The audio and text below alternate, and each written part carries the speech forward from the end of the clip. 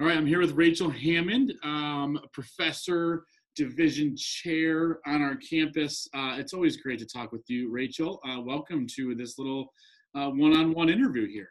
Thanks. Thanks for having me. Yeah, so why don't you go over who you are, what you do on campus, and then maybe how long you've been here. Okay.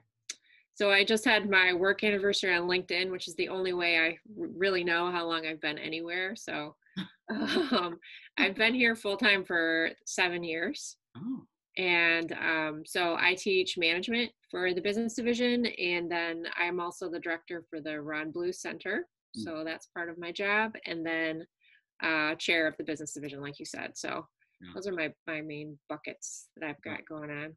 Yeah. You said 7 years. I just got my LinkedIn. Somebody sent me a message. It popped up. You've got a message from somebody that says, congratulations on 6 years at Cornerstone. Oh, so well, there you go. That 2013-14 September they had some good things happening there. Yes, for sure. I'd been teaching as an adjunct for a while before that. And then I'm an alumni. So I feel like I've been here forever, but officially full time. When did you start teaching as an adjunct? 2004. Okay. So I didn't have any business classes. That's the year I graduated. So okay. I didn't have any business classes. My wife did though. She was in the business management, sport management area. Okay. Yeah. So yeah. So you've been here for 7 years. What has been like one of the things that you've seen as a growth opportunity or that you've seen as a growth, the way that you look at this campus from your perspective as a faculty member, how has this place grown in your eyes over the years that's reflective of our mission of our university? Yeah. I feel like one of the things that at least I've seen is the willingness for students, and it was here before, but I think even more so, to take action, like engage and, start things. I think of things like Met by Love that kind of incubated on our campus. A lot of the things that we have done with Enactus, that students have really taken a hold of, projects to change the world that's around them. So I think that's been really interesting just to see them move forward and do amazing things. It's been, I think that's been really neat.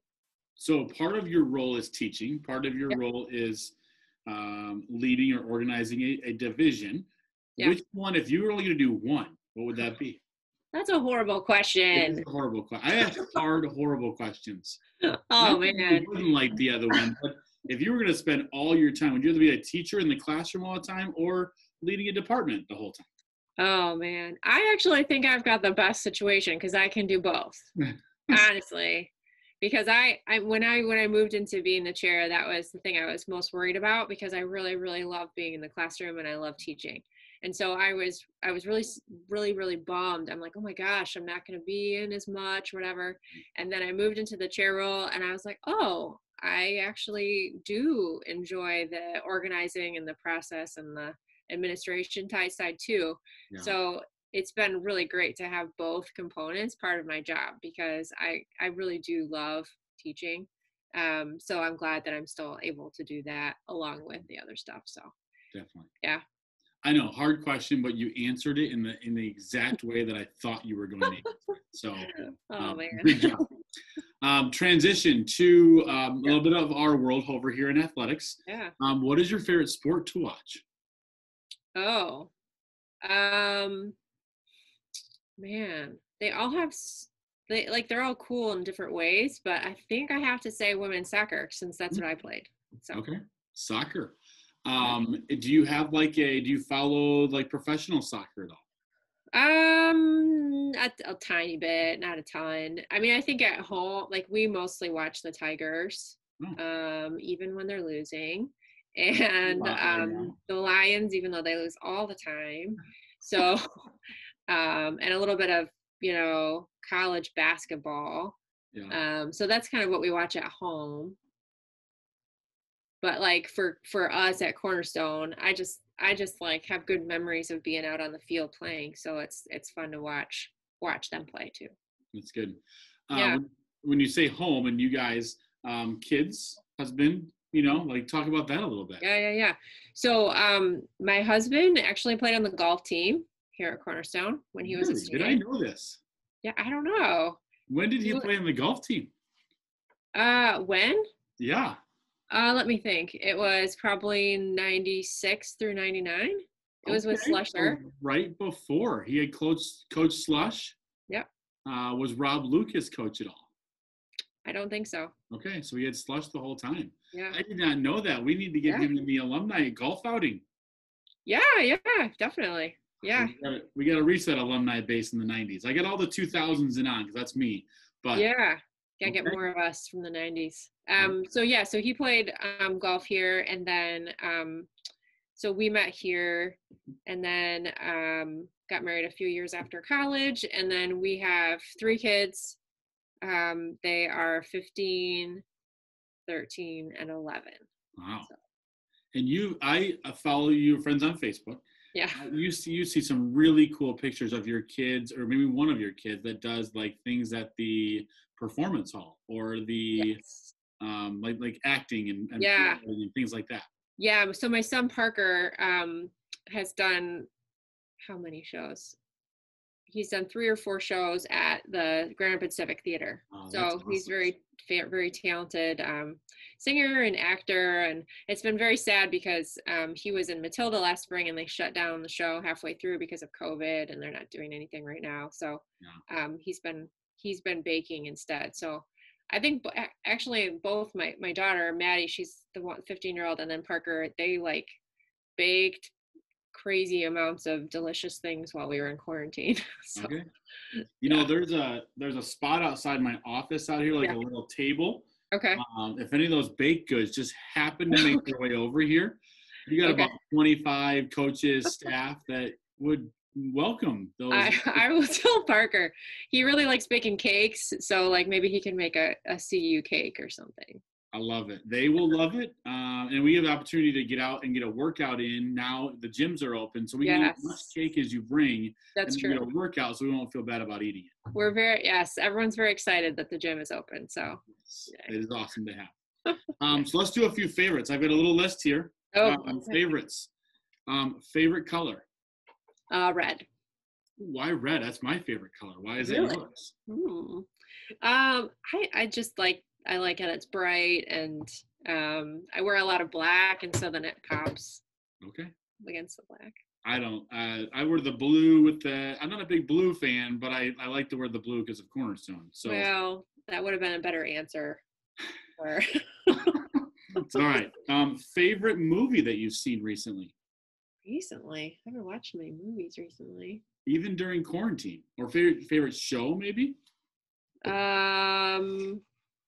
Favorite show. Well, I just rewatched Alias from the early 2000s because Jennifer Garner is my doppelganger. Oh, I can see that. Okay. Okay. So that was like a classic. I think of Jennifer Garner in Draft Day. Is she in Draft Day with Kevin Costner? It's a football draft movie. Jennifer Garner, I think, right? I don't know. Is she in Valentine's Day? She might have been. All right. Should I look it up? I think that's Jennifer Garner. I could be wrong though. I'm not a big movie show person, so No. All right. Favorite meal? Oh yeah, she was. She was in Draft Day. I looked it up. Was she in Valentine's Day? I don't know. Hold on. I think she was. I think that's the person I'm thinking of. Valentine's Day movie. I think so. All right. See, I know a little bit about the show. Yeah, she was in that too. All right, good for 2. Batting 1,000 here. So, favorite meal? Like lunch, breakfast, dinner? You choose. It's up to you. Oh. Favorite meal, probably dinner. Okay, then what would you eat for dinner? And then I would eat probably a good old like steak and potatoes, comfort food. All right. Meal. Okay. Get into a hard question here. Uh-oh. You are stuck on an island with one person from the school, from Cornerstone, for the rest of your life. Oh my gosh. Who is it? Oh my word. Oh man. One person from the school. There's probably a right answer to this. No, there's not. I've heard there's been some interesting answers to this. Okay. A lot of times you do it from your department, but that could create some awkwardness if you go back to your department and you don't pick the one person. I don't want to go that way. I don't want to, don't want to cause some anybody favoritism or whatever. Okay, I'm going to say the person I thought of first, and I'd say Sean. Newhouse. Right. That would be a fun little time on the island. Because I feel like we would have a good time, and she would figure out how to get us off. All right. And she was the last person in your office, so it's fresh. But I mean, she was, but that's the first person that came to my mind. Who would I want to hang out with for a really long time? All right. Favorite vacation spot that you've been to? Oh, so this summer we went out west in an RV for 2 weeks and visited Yellowstone. Awesome. And that was an amazing place to visit. So I would say that, just because that was, you're kind of away, you're off the grid. It's really beautiful, and being able to experience nature was really, really awesome. That's cool. All right, last question, more serious, not as hard. We've been in this thing for 5 months, actually almost 6 months now. A lot of good things have happened. A lot of weird things have happened. We're back to a bit of normalcy now with schedules and, like you said, kids going to school, things like that. Mm-hmm. But what kind of encouraging things have you seen from our campus that's gotten us to this point on, I don't know when this will air, but in the middle of September? Yeah, sure. I think a couple of things. I was on a committee this summer that worked on the plans to get us back to campus. And it was really cool to see the collaboration and just everyone's just jumping in with their different gifts to make it happen. I feel like as a division, we really bonded. We had a Marco Polo strand going where we were just trying to be fun and encourage each other. So some of those things was just really neat because it added this layer of we're coworkers, we're also, partners in how we, face challenges. And I think also the spring, especially in the spring, our students really stepped up to encourage us. Yeah. And so we had all these instances of students who made videos and sent cards and just really sent emails to really encourage us in the work that we were doing to get us through.